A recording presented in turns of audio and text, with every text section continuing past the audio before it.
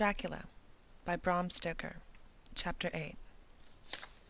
Mina Murray's Journal. Same day, 11 o'clock p.m. Oh, but I am tired. If it were not that I had made my diary a duty, I could not open it tonight. We had a lovely walk.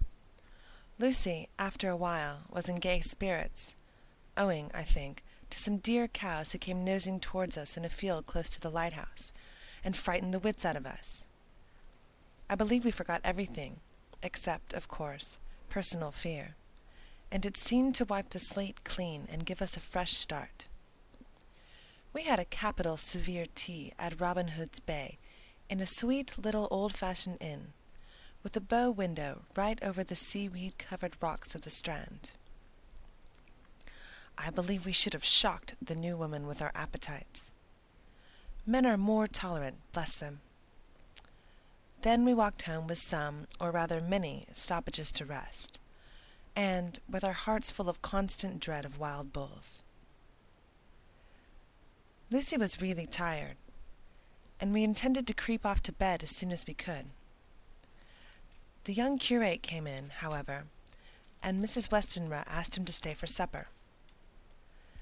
Lucy and I both had a fight for it with the dusty miller. I know it was a hard fight on my part, and I am quite heroic. I think that some day the bishops must get together and see about breeding up a new class of curates, who don't take supper, no matter how hard they may be pressed to, and who will know when girls are tired. Lucy is asleep and breathing softly. She has more color in her cheeks than usual, and looks oh so sweet. If Mr. Holmwood fell in love with her, seeing her only in the drawing-room, I wonder what he would say if he saw her now. Some of the new women writers will some day start an idea that men and women should be allowed to see each other asleep before proposing or accepting. But I suppose the new woman wouldn't condescend in future to accept. She will do the proposing herself, and a nice job she will make of it, too. There's some consolation in that.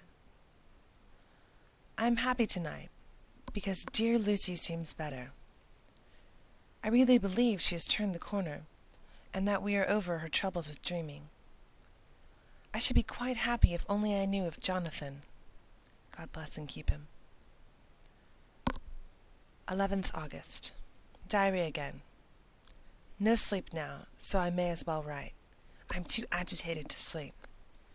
We have had such an adventure, such an agonizing experience. I fell asleep as soon as I had closed my diary. Suddenly, I became broad awake and sat up, with a horrible sense of fear upon me, and of some feeling of emptiness around me. The room was dark, so I could not see Lucy's bed. I stole across and felt for her. The bed was empty. I lit a match and found that she was not in the room. The door was shut, but not locked as I had left it. I feared to wake her mother, who has been more than usually ill lately, so threw on some clothes and got ready to look for her. As I was leaving the room, it struck me that the clothes she wore might give me some clue to her dreaming intention. Dressing gown would mean house, dress outside. Dressing gown and dress were both in their places. Thank God, I said to myself. She cannot be far, as she is only in her nightdress. I ran downstairs and looked in the sitting room. Not there. Then I looked in all the other rooms of the house, with an ever-growing fear chilling my heart. Finally, I came to the hall door and found it open. It was not wide open, but the catch of the lock had not caught. The people of the house are careful to lock the door every night, so I feared that Lucy must have gone out as she was. There was no time to think of what might happen. A vague, overmastering fear obscured all details. I took a big, heavy shawl and ran out. The clock was striking 1 as I was in the crescent, and there was not a soul in sight. I ran along the north terrace, but could see no sign of the white figure which I expected. At the edge of the west cliff above the pier, I looked across the harbor to the east cliff, in the hope or fear, I don't know which, of seeing Lucy in our favorite seat. There was a bright, full moon, with heavy black, driving clouds, which threw the whole scene into a fleeting diorama of light and shade as they sailed across. For a moment or two I could see nothing, as the shadow of a cloud obscured St. Mary's Church and all around it. Then, as the cloud passed, I could see the ruins of the abbey coming into view, and as the edge of a narrow band of light as sharp as a sword cut moved along, the church and churchyard became gradually visible. Whatever my expectation was, it was not disappointed, for there, on our favorite seat, the silver light of the moon struck a half-reclining figure, snowy white. The coming of the cloud was too quick for me to see much, for the shadow shut down on the light almost immediately. But it seemed to me as though something dark stood behind the seat where the white figure shone, and bent over it. What it was, whether man or beast, I could not tell. I did not wait to catch another glance, but flew down the steep steps to the pier and along by the fish market to the bridge, which was the only way to reach the east cliff. The town seemed as dead, for not a soul did I see. I rejoiced that it was so, for I wanted no witness of poor Lucy's condition. The time and distance seemed endless, and my knees trembled and my breath came labored as I toiled up the endless steps to the abbey. I must have gone fast, and yet it seemed to me as if my feet were weighted with lead, and as though every joint in my body were rusty. When I got almost to the top, I could see the seat and the white figure, for I was now close enough to distinguish it even through the spells of shadow. There was undoubtedly something, long and black, bending over the half-reclining white figure. I called in fright, "Lucy! Lucy!"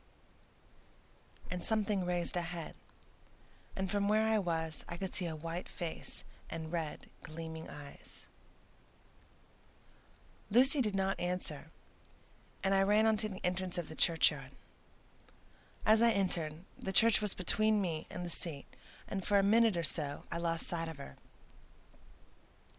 When I came in the view again, the cloud had passed, and the moonlight struck so brilliantly that I could see Lucy half reclining with her head lying over the back of the seat.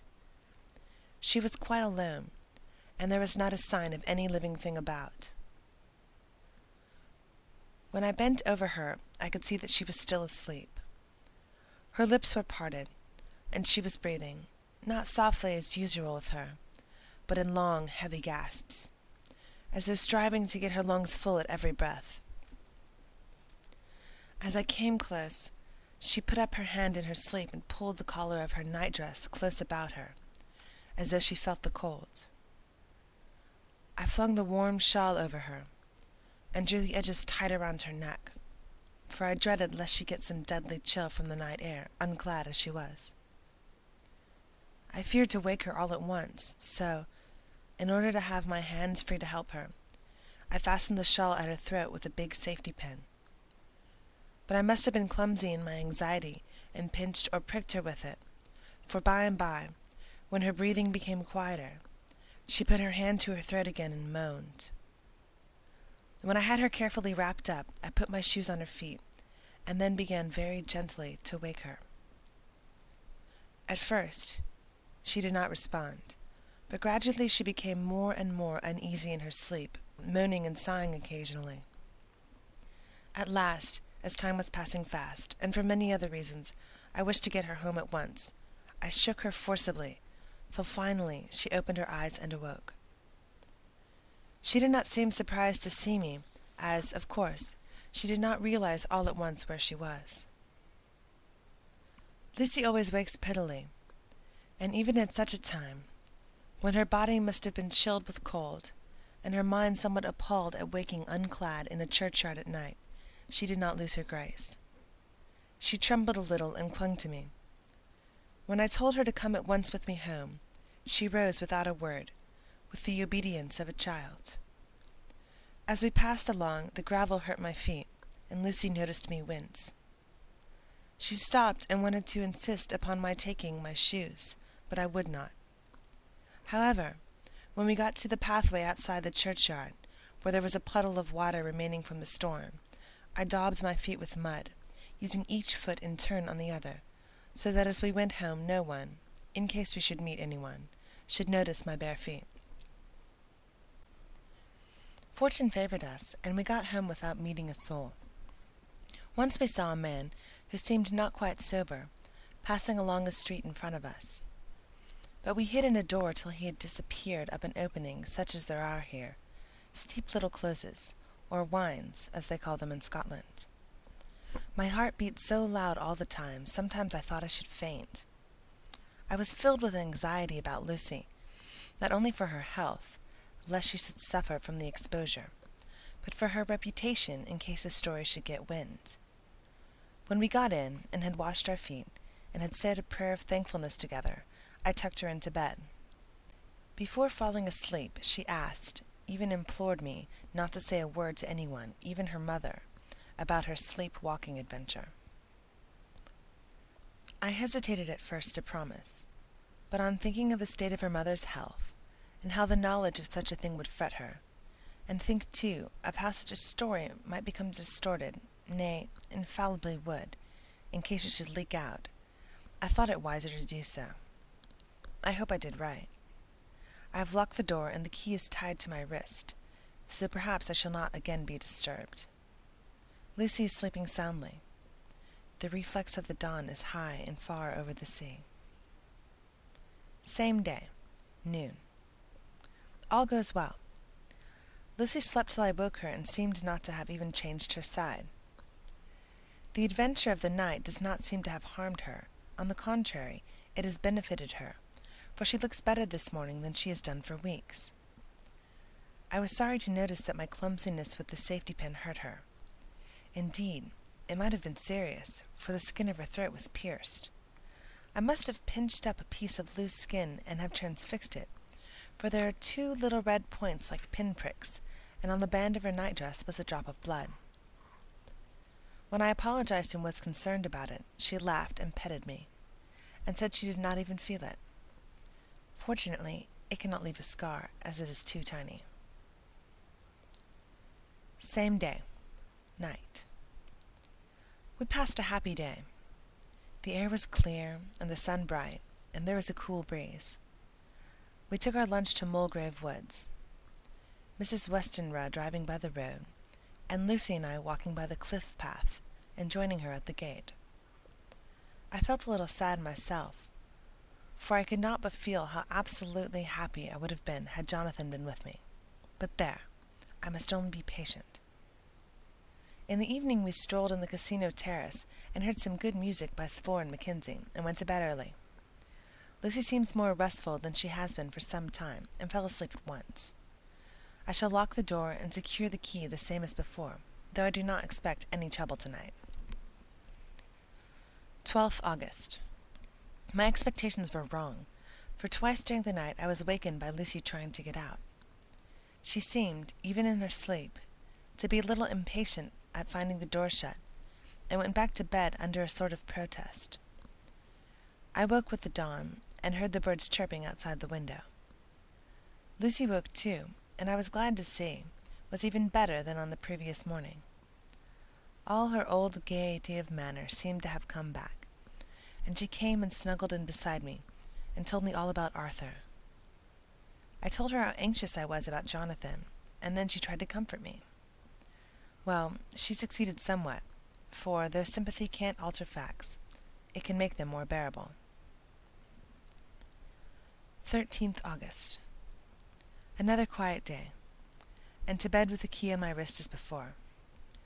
Again I awoke in the night, and found Lucy sitting up in bed, still asleep, pointing to the window. I got up quietly, and pulling aside the blind, looked out.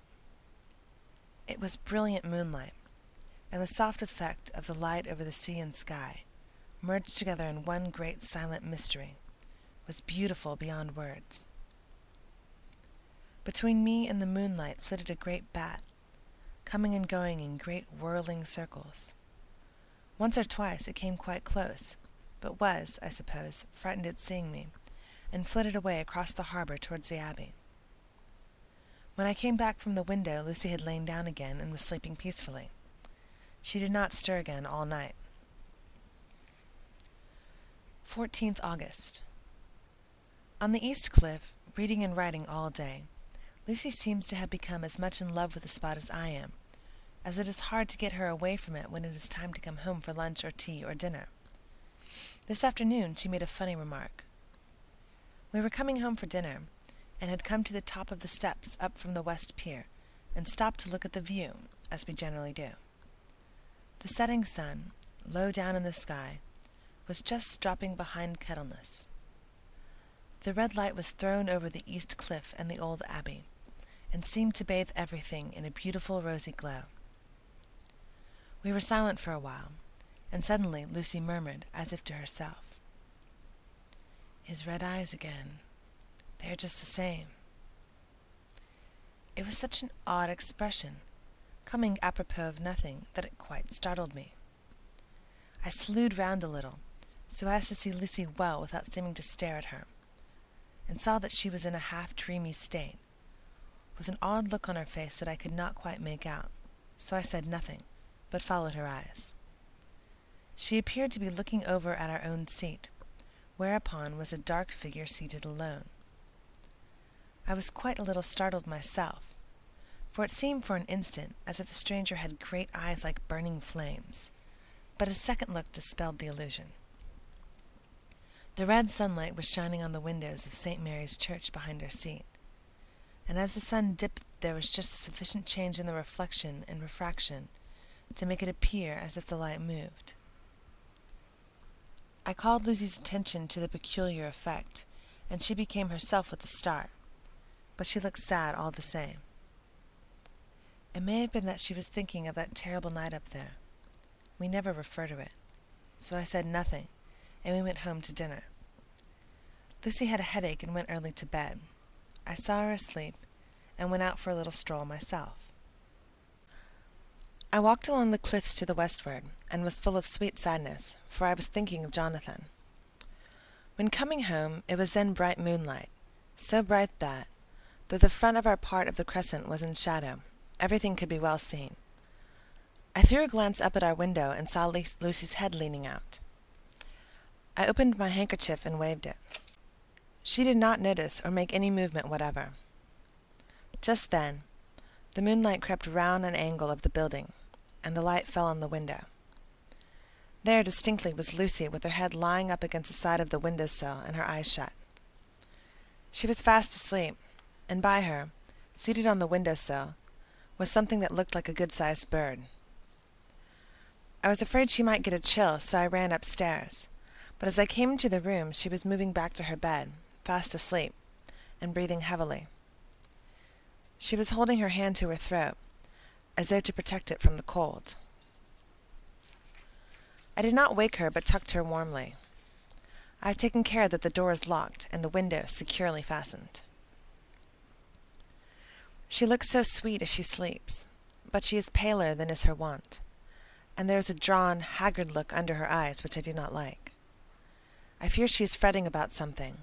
I wish I could find out what it is. 15th August. Rose later than usual. Lucy was languid and tired, and slept on after we had been called. We had a happy surprise at breakfast. Arthur's father is better, and wants the marriage to come off soon. Lucy is full of quiet joy, and her mother is glad and sorry at once.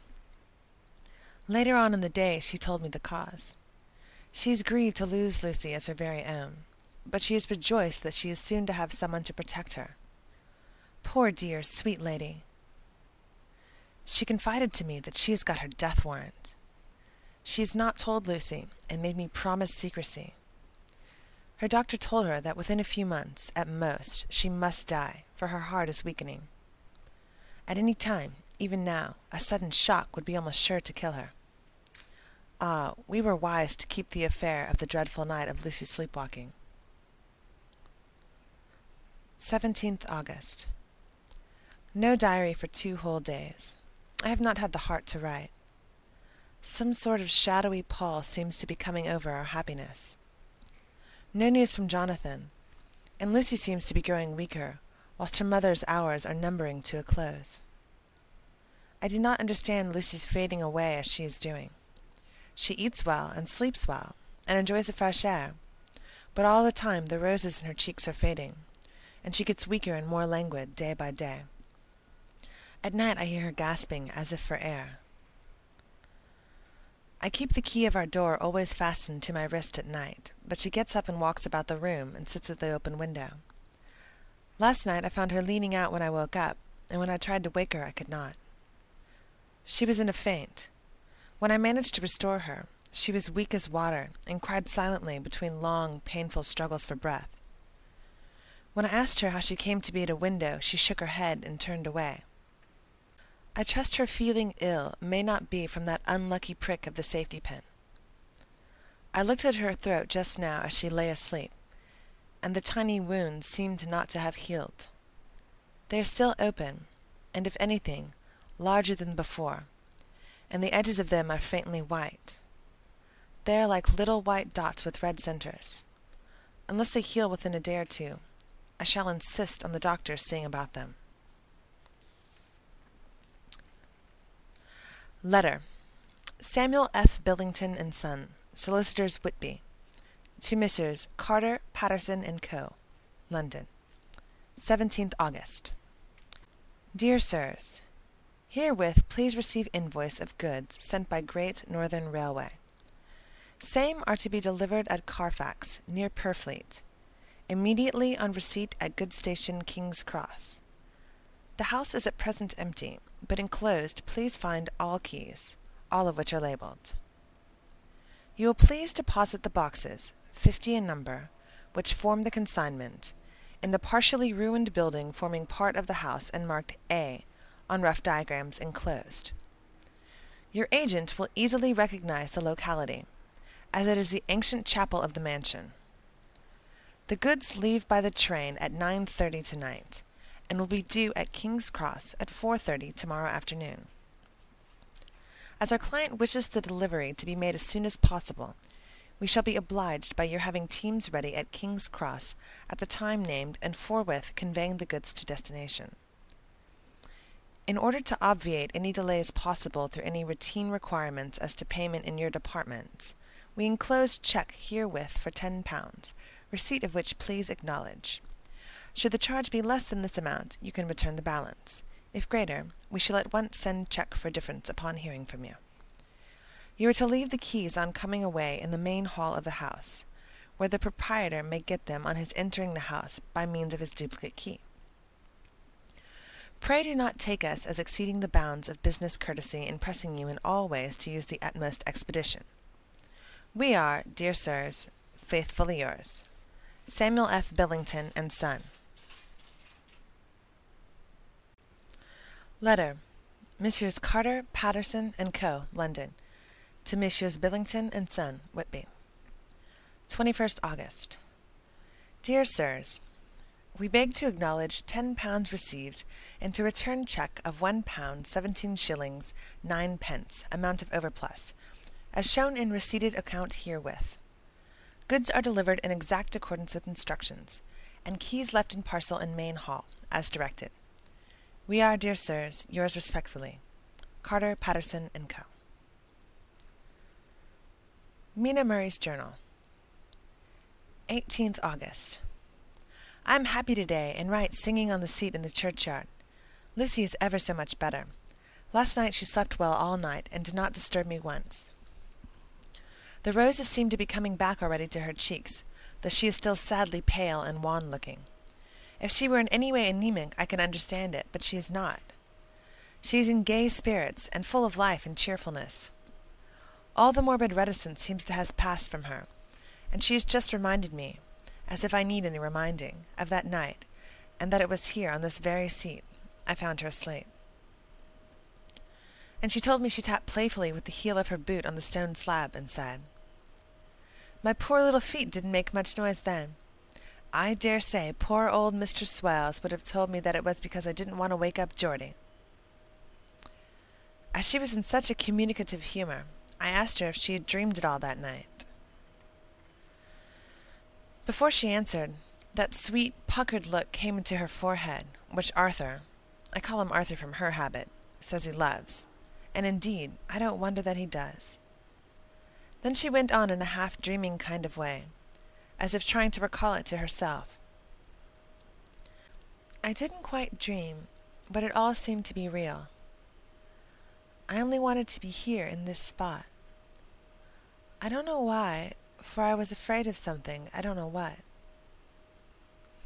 I remember, though, I suppose I was asleep, passing through the streets and over the bridge. A fish leaped as I went by, and I leaned over to look at it. And I heard a lot of dogs howling. The whole town seemed as it must be full of all dogs howling at once, as I went up the steps. Then I had a vague memory of something long and dark with red eyes, just as we saw in the sunset, and something very sweet and very bitter all around me at once. And then I seemed sinking into deep green water, and there was singing in my ears, as I have heard there is to drowning men, and then everything seemed passing away from me. My soul seemed to go out from my body and float about the air. I seemed to remember that once the West Lighthouse was right under me, and then there was sort of an agonizing feeling, as if I were in an earthquake, and I came back and found you shaking my body. I saw you do it before I felt you. Then she began to laugh. It seemed a little uncanny to me, and I listened to her breathlessly. I did not quite like it, and thought it better not to keep her mind on the subject, so we drifted on to another subject, and Lucy was like her old self again. When we got home, the fresh breeze had braced her up, and her pale cheeks were really more rosy. Her mother rejoiced when she saw her, and we all spent a very happy evening together. 19th August. Joy, joy, joy! Although not all joy. At last, news of Jonathan. The dear fellow has been ill, that is why he did not write. I am not afraid to think it or to say it now that I know. Mr. Hawkins sent me on the letter, and wrote himself, oh so kindly. I am to leave in the morning and go over to Jonathan, and to help nurse him if necessary, and to bring him home. Mr. Hawkins says it would not be a bad thing if we were to be married out there. I have cried over the good sister's letter, so I can feel it wet against my bosom, where it lies. It is of Jonathan, and must be near my heart, for he is in my heart. My journey is all mapped out, and my luggage ready. I am only taking one change of dress. Lucy will bring my trunk to London, and keep it till I send for it. For it may be that I must write no more. I must keep it to say to Jonathan, my husband. The letter that he has seen and touched must comfort me till we meet. Letter. Sister Agatha, Hospital of St. Joseph and St. Mary, Budapest. To Miss Wilhelmina Murray. 12th August. Dear Madame, I write by desire of Mr. Jonathan Harker, who is himself not strong enough to write, though progressing well, thanks to God and St. Joseph and St. Mary. He has been under our care for nearly 6 weeks, suffering from a violent brain fever. He wishes me to convey his love, and to say that by this post I write for him to Mr. Peter Hawkins, Exeter, to say, with his dutiful respects, that he is sorry for his delay, and that all of his work is completed. He will require some few weeks' rest in our sanatorium in the hills, but will then return. He wishes me to say that he has not sufficient money with him, and that he would like to pay for his staying here, so that others who need shall not be wanting for help. Believe me, yours, with sympathy and all blessings, Sister Agatha. P.S. My patient being asleep, I open this to let you know something more. He has told me all about you, and that you are shortly to be his wife. All blessings to you both. He has had some fearful shocks, so says our doctor, and in his delirium his ravings have been dreadful, of wolves and poison and blood, of ghosts and demons, and I fear to say of what. Be careful of him always, that there may be nothing to excite him of this kind for a long time to come. The traces of such an illness as his do not lightly die away. We should have written long ago, but we knew nothing of his friends, and there was nothing on him, nothing that anyone could understand. He came in the train from Klausenburg, and the guard was told by the station master there that he rushed into the station shouting for a ticket home. Seeing from his violent demeanor that he was English, they gave him a ticket for the furthest station on the way thither that the train reached. Be assured that he is well cared for. He has won all hearts by his sweetness and gentleness. He is truly getting on well, and I have no doubt will in a few weeks will all be himself. But be careful of him for safety's sake. There are, I pray, in St. Joseph and St. Mary, many, many happy years for you both. Dr. Seward's Diary, 19th August. Strange and sudden change in Renfield last night. About 8 o'clock he began to get excited and sniff about as a dog does when setting. The attendant was struck by his manner, and knowing my interest in him, encouraged him to talk. He is usually respectful to the attendant and at times servile, but tonight, the man tells me, he was quite haughty, would not condescend to talk with him at all. All he would say was, "I don't want to talk to you. You don't count now. The master is at hand." The attendant thinks it is some form of religious mania which has seized him. If so, we must look out for squalls, for a strong man with homicidal and religious mania at once might be dangerous. The combination is a dreadful one. At 9 o'clock I visited him myself. His attitude to me was the same as that to the attendant. In his sublime self-feeling, the difference between myself and the attendant seemed to him as nothing. It looks like a religious mania, and he will soon think that he himself is God. These infinitesimal distinctions between man and man are too paltry for an omnipotent being. How these madmen give themselves away! The real God taketh heed lest a sparrow fall. But the God created from human vanity sees no difference between an eagle and a sparrow. Oh, if men only knew! For a half hour or more, Renfield kept getting excited in greater and greater degree. I did not pretend to be watching him, but I kept strict observation all the same. All at once, that shifty look came into his eyes, which we always see when a madman has seized an idea, and with it the shifty movements of the head and back which asylum attendants come to know so well. He became quiet, and went and sat on the edge of his bed resignedly, and looked into space with lackluster eyes. I thought I would find out if his apathy were real or only assumed, and tried to lead him to talk of his pets, a thing which never failed to excite his attention. At first he made no reply, but at length, and testily, "Bother them all, I don't care a pin about them." "What?" I said. "You don't mean to tell me you don't care about spiders?" Spiders at present are his hobby, and the notebook is filling up with columns of small figures. To this he answered enigmatically, "The bride-maiden rejoice the eyes that wait the coming of the bride. But when the bride draweth nigh, then the maidens shine not to the eyes that are filled." He would not explain himself, but remained obstinately seated on his bed all the time I remained with him. I am weary tonight, and low in spirits. I cannot but think of Lucy, and how different things might have been. If I don't sleep at once, chloral, the modern Morpheus. I must be careful not to let it grow into a habit. No, I shall take none tonight.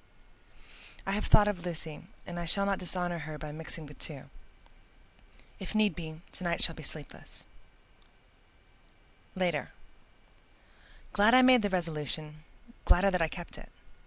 I had lain tossing about, and had heard the clock strike only twice, when the night watchman came to see me, sent up from the ward, to say that Renfield had escaped.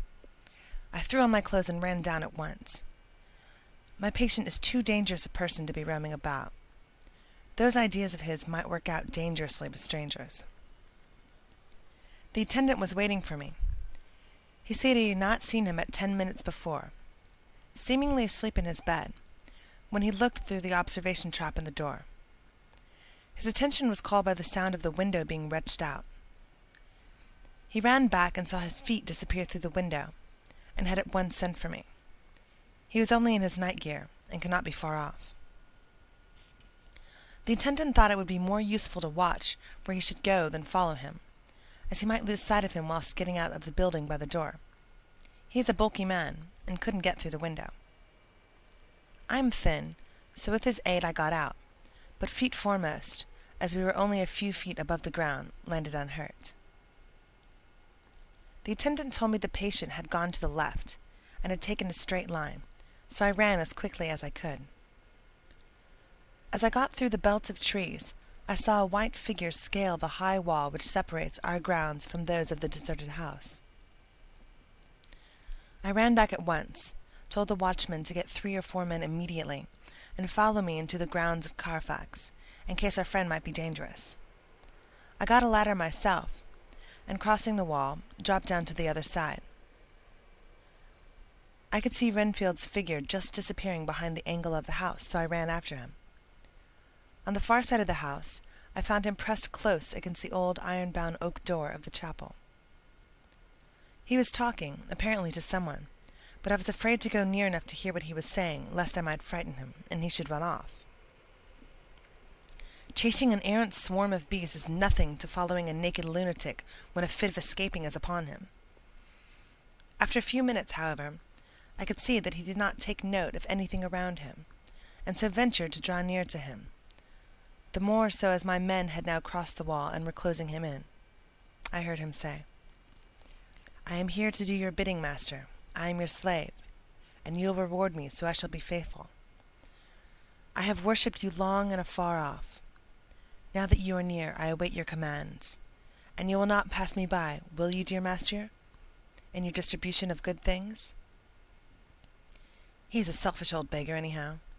He thinks of the loaves and fishes, even when he believes he's in the real presence.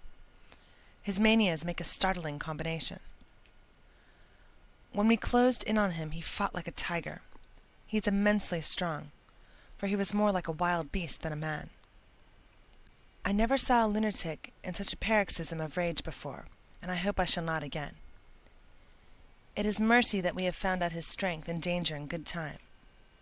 With strength and determination like his, he might have done wild work before he was caged. He is safe now at any rate.